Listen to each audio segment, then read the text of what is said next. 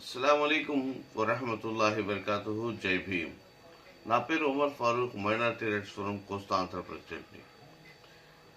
సోదరులారా, ఏదైతే నిన్న కాశ్మీర్ పహల్గాం అనేటువంటి గ్రామంలో జరిగినటువంటి ఉగ్రవాద దాడి గురించి చాలామంది, చాలా విశ్లేషకులు ఎన్నో విధాలుగా వాళ్ళకు అనుకూలించిన విధంగా వాళ్ళు దాని గురించి చెప్పుకుంటూ పోతా ఉన్నారు. అదేవిధంగా గోధి మీడియా ఏదైతే ఉందో ఆ గోధి మీడియా మొత్తం కూడా ఒక విధమైనటువంటి విష ప్రచారం అయితే చేస్తూ ఉంది.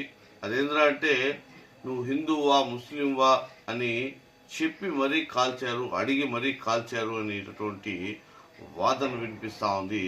అది మొత్తం కూడా ముమ్మాటికి అబద్ధపు ప్రచారం.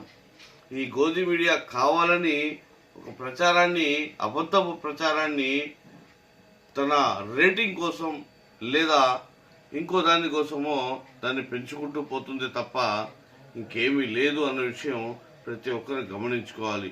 అదేవిధంగా నిన్న పహల్గాం అనే కాశ్మీర్లో పహల్గాం అనేటటువంటి ఆ గ్రామంలో జరిగిన ఉగ్రదాడికి దాదాపుగా 27 మంది బలైపోయారు. ఈ ఉగ్రవాద దాడి చేసింది ముమ్మాటికి పాకిస్తాన్కి సంబంధించిన తీవ్రవాదులే. ఇట్లాంటి దొంగనా కొడుకులను అసలు మన బార్డర్లోకి ప్రవేశించడానికి ఎంత దమ్ము, ఎంత ధైర్యం ఉండాలి ఒకసారి ఆలోచించండి. ఎందుకంటే మన బార్డర్లోకి ప్రవేశించాలి, కాశ్మీర్ ఊర్లో పహల్గామా అనేటటువంటి గ్రామంలో వాళ్ళు ప్రవేశించాలంటే దాదాపుగా 7.5 లక్షల మంది ఆర్మీ సిబ్బంది వాళ్ళని దాటుకొని రావాలి. దాని తర్వాత అతి పెద్ద రాడర్ వ్యవస్థ ఉంది, దాన్ని దాటుకొని రావాలి. దాని తర్వాత వాయుసేన ఉంది, వాటిల్ని దాటుకొని రావాలి. ఇవన్నీ దాటిన తర్వాత డ్రోన్లు, ఏదైతే డ్రోన్లు ఉన్నాయో అవి ప్రతి చోట కూడా తిరుగుతూనే ఉంటాయి, ప్రతి వ్యక్తిని గమనిస్తూనే ఉంటాయి, ప్రతిదీ కూడా మన కంప్యూటర్లో చూపిస్తూనే ఉంటుంది.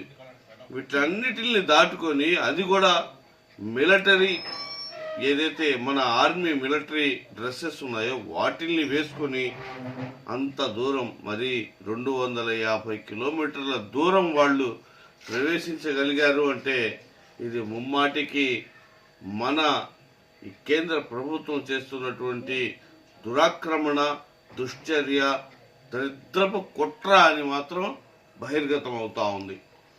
ఎంతమంది చనిపోయారు?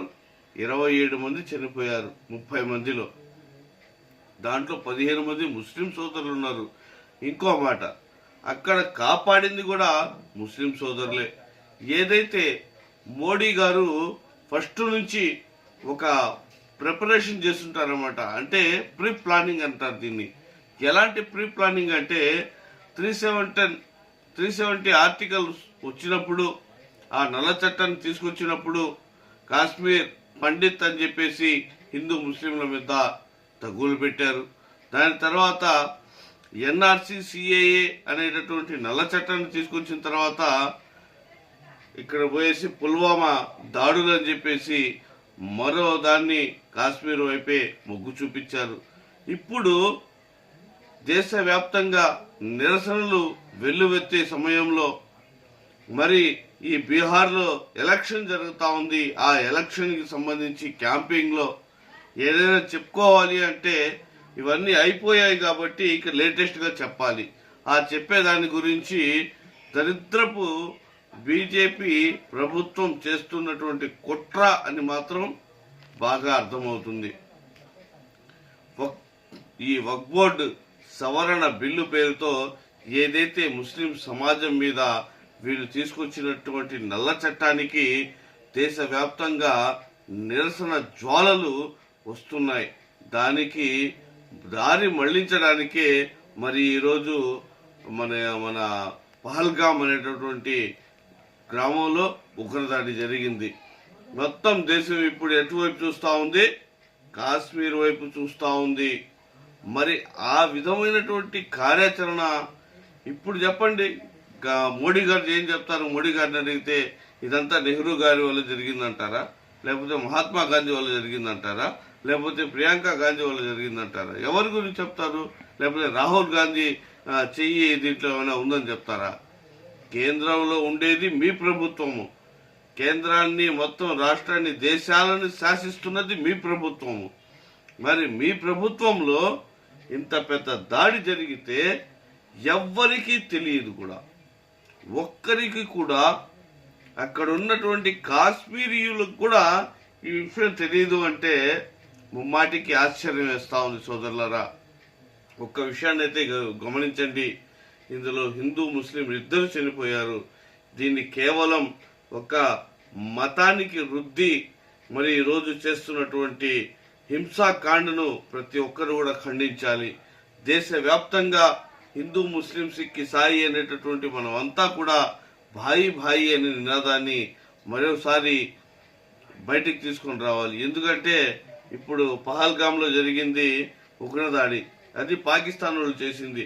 మీకు దమ్ము ధైర్యం ఉంటే, కేంద్ర ప్రభుత్వానికి దమ్ము ధైర్యం ఉంటే పాకిస్తాన్ మీద యుద్ధాన్ని ప్రకటించండి. ఇప్పుడే యుద్ధాన్ని ప్రకటించండి. ససేమిరా మీరంతా కూడా రెడీగా ఉన్నారు. లక్షలాది మంది సైనికులు ఉన్నారు. మీరెందుకు భయపడతా ఉన్నారు? ఎంతమంది ఉన్నారు? ఎంత ఉంది పాకిస్తాన్? చిన్న దేశం. ఆ దేశాన్ని సర్వనాశనం చేయాలంటే క్షణాల పని. కానీ ఎందుకు వెనకాడుతున్నారు? కేవలం మీ ఓటు బ్యాంకును వాడుకుంటా, మీ ఓటు బ్యాంకు కోసమే ముస్లిం హిందూ అని చెప్పేసి తగులు పెట్టి తమాషా చేసుకుని బీహార్ ఎలక్షన్లో గెలవాలన్నది, లేకపోతే ఈ నల్ల చట్టాల్ని దారి మళ్లించి మీరు వేరే కార్యాచరణ చేసుకోవాలని చెప్పేసి మీరు ఈరోజు మళ్ళీ పహల్గామ్ అనేటటువంటి గ్రామంలో కేవలం ఓటు బ్యాంకు కోసం ఇది అంతా కూడా బీజేపీ ఆడినటువంటి డ్రామా. ఈ హై డ్రామాలో బలైంది కాశ్మీర్ ప్రజలు. కాశ్మీర్ ప్రజలే బలయ్యారు. ప్రజలంతా కూడా ఇక్కడ నుంచి, మన తెలుగు రాష్ట్రాల నుంచి అక్కడికి వెళ్ళినటువంటి, ప్రాణాలు పోగొట్టుకున్నటువంటి ప్రతి ఒక్కరికి కూడా కేంద్ర ప్రభుత్వం జవాబిచ్చి తీరాల్సిందే. దయచేసి మీరంతా కూడా సమన్వయం పాటించండి.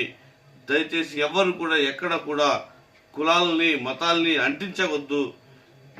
ఏదైతే కేంద్ర ప్రభుత్వం చేసినటువంటి యొక్క కుట్రలో భాగస్వాములై మనమంతా కూడా ఉండకూడదు. మనమంతా కూడా కేంద్ర ప్రభుత్వాన్ని ఒకటే అడగాలి. అదేంటంటే ఇప్పటికిప్పుడు మీకు దమ్ము ధైర్యం ఉంటే పాకిస్తాన్ మీద మీరు యుద్ధాన్ని ప్రకటించండి. మేమంతా కూడా మీకు తోడుగా ఉంటామని చెప్పేసి తెలియజేసుకుంటా ఉన్నాం. అస్సలాము అలైకుం వరహమతుల్లాహి వబరకాతుహు. జై భీమ్.